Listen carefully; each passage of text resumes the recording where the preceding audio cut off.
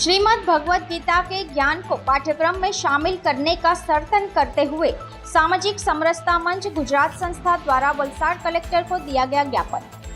आवेदनकर्ताओं ने कहा कि पाठ्यक्रम में श्रीमद् भगवद गीता के एक हिस्से को शामिल करने से कुछ लोगों ने अपने निहित स्वार्थों और राजनीतिक तुष्टीकरण के लिए इसका विरोध किया है। हम उनके विरोध की कड़ी निंदा करते हैं। भगवद गीता में वर्णित मूल्यों और सिद्धांतों में किसी भी धर्म, जाति, पंथ या संप्रदाय का उल्लेख नहीं किया गया है।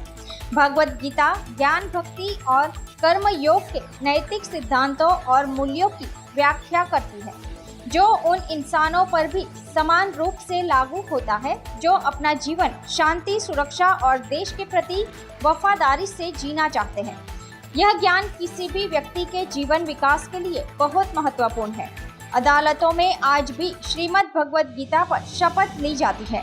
यह सत्य, निष्ठा, न्याय और ईमानदारी का प्रतीक है। छात्रों के प्रारंभिक जीवन में भगवद गीता में वर्णित गुणों को विकसित करना भविष्य के प्रबुद्ध और शक्तिशाली भारत के लिए आवश्यक है। श्रीमद् भगवद गीता के जीवन मूल्यों का पाठ बिना किसी भेदभाव के पढ़ाया जाता है।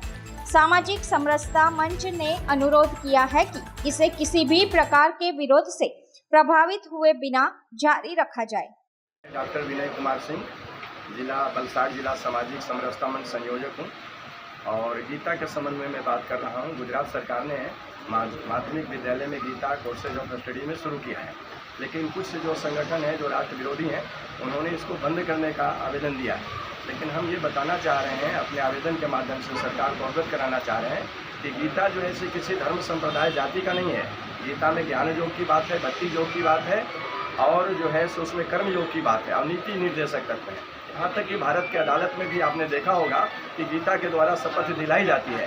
इसलिए गीता को हर हालत में पाठ्यक्रम में ही नहीं बल्कि सामान्य जीवन में उतारने की बात है और गीता के आधार पर ही जीवन जीने की कला सिखाने की जरूरत है। इसलिए विद्यार्थियों को और ये जो पाठ्यक्रम में शामिल रहना चाहिए।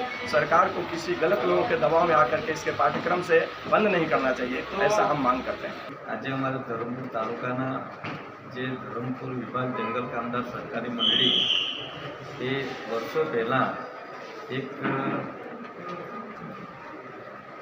જમીન જે મુસ્લિમ પાસે હતી એ જમીન મંડળીએ 88 એકર જેટલી જમીન સંપાદન કરેલી અને એનો કબજો ભોગવટો આ મંડળીના આજે 4000 જેટલા સભાસદો છે અને એ સભાસદોનું જે તે વખતે મંડળી ખેડૂત ન હોવાના કારણે એનો દસ્તાવેજ થયેલો નહીં અને એ મૂળ માલિકે એમને ટેક્સલ કંપની આ જગ્યા દસ્તાવેજ કરીને વેચાણ આપેલી અને તે વખતથી હજુ બી કબજો આજે 35 વર્ષ કરતાં વધારે વર્ષથી કબજો બી આજે 88 એકરમાં આ અમારા આદિવાસી જંગલના લોકોનો કબજો ભોગવટો છે અને એ કેસ બાબતે વારંવાર બધો જ આખર કેસો ચાલ્યા પરંતુ એનો કોઈ નિકાલ ન આવ્યો।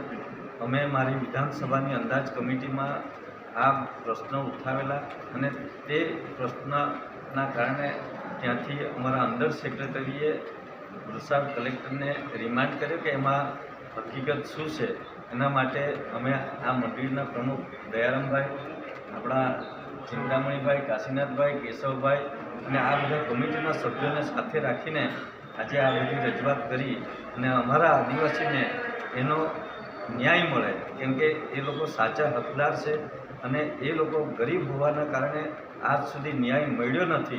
એટલે એના માટે અમે આજે માન્ય કલેક્ટરશ્રીને મળ્યા છે અને માન્ય કલેક્ટરશ્રીએ આશ્વાસન પણ આપ્યું છે અને એમાં સારો ઉકેલ આવે એ દિશામાં આજે અમને એક આશ્વાસન પણ મળ્યું છે। એટલે અમે માન્ય કલેક્ટરશ્રીનો પણ ખૂબ ખૂબ આભાર માનીએ છીએ।